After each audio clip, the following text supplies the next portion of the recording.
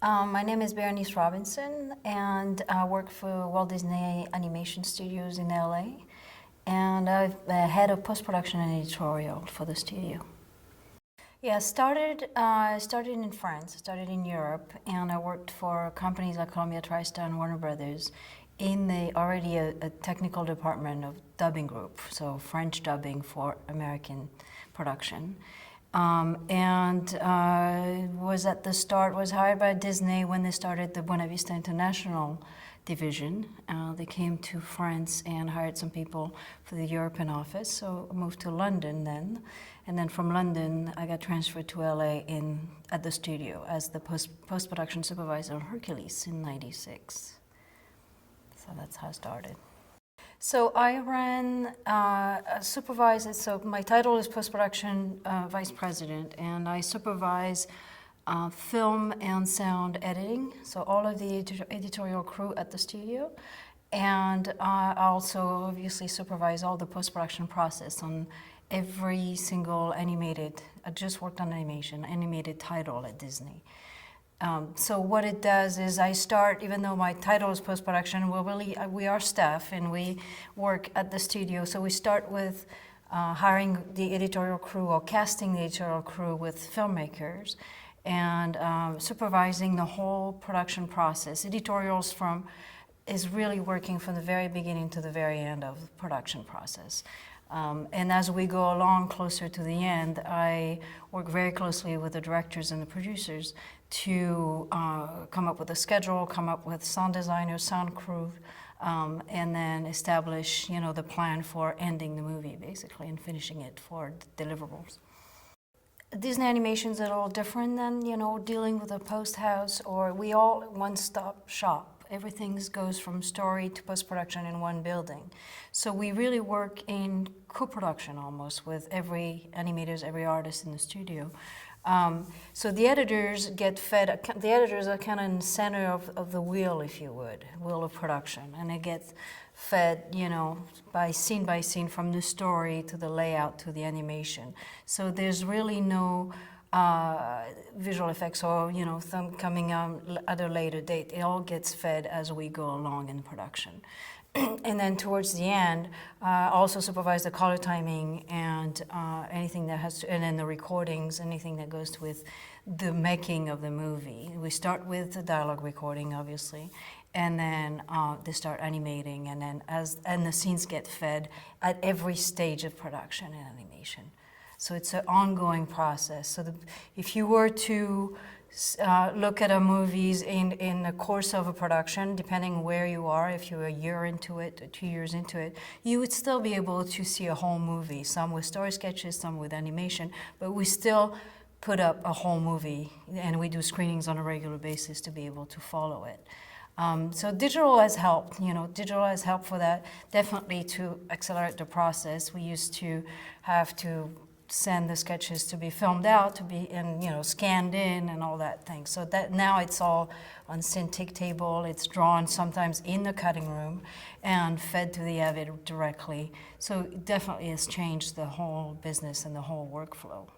I think that's the unknown part of, a lot of people say, well, there's no outtakes, to pick from. So what is it limiting you? And an editor in animation is really involved at the very beginning of the story development. He has to have that vision before the sketches are even drawn. And he has to, at the same time, he has the flexibility to ask for sketches or angles or that were not necessarily planned in the beginning. So it's somebody that will have already the cut in his mind based on the story pitch only, or talking with the directors, and then already have that whole vision of the, full length. And as the sketches come in from story development and put together, he's got this vision of the full feature.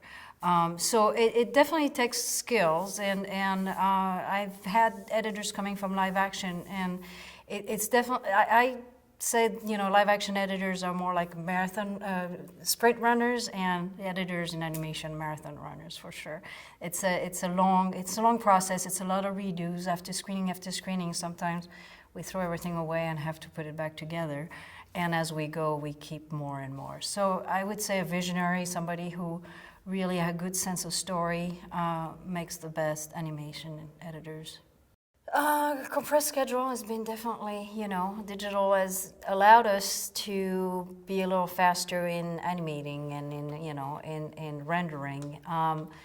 But the post-production process is not very well known, but it is a creative process. It takes that much time for a composer to compose music. It takes that much time for a sound designer to create sound effects. It takes that much time to mix a movie, and that's, at the end, is going to be the actual product you will see in the theaters. So you don't want to rush through it. So it's just being able to align our process. We can't reduce it. It takes the time it takes. So align that process with the production process. So we really run in parallel now. So we start pretty much at the same time with what we have. So to your point, as you were saying earlier, sometimes we don't have everything, So just keep up with the flow of the scenes coming in and the effects scenes coming later. We don't have visual effects, but we do have effects, scenes that come a little later where you don't see the big volcano scene in Vaiana or those kind of things until the very end, which could be challenging for a sound designer or a music composer. So it's been the catching up of, those schedules getting a little tighter and tighter. We say, oh, you lost film, so it should be easier, so you don't have much time to deliver. And say, yeah, I lost film, and I gained 4 digital formats to release in terms of the deliverable. So definitely an increase of the number of deliverables to deliver in a shorter time. So it's been definitely a challenge. I would say it actually helped to have a music-driven show in terms of that, because we do receive the songs earlier on just to lock the story. The songs are the anchor of the story. So once we receive the songs, we usually, this happened before, but we usually kind of stick to the songs, especially if they're really good, and then it gives us a base of the story. So it's been my experience that on musicals it's actually been a little easier, even though there's, it's the beginning process is harder on the composer, on the songwriters, because they don't have much to hang on to. They are building the foundation of the story with the songs. On Moana, when you have 12 songs, it just, it's a lot. So it has helped. And on Moana, we had 3, composers in a different part of the world, so it made it a little more challenging. But it worked out. And I would say it's different challenges on musicals. It helps in the schedule a little bit to have those songs early, because it just process the animation that goes with those songs and everything a little earlier. At the same time, the putting together those songs and just mixing them and getting the orchestra, and it can be a little challenging in the choir. It definitely has changed in 25 years that I've been doing this. I'm definitely in a male-driven business. Mixers and recordists is still very male dominant, but I think it's changing. I think participating and just sharing, people don't even know what I do, for example, post-production or animation editor.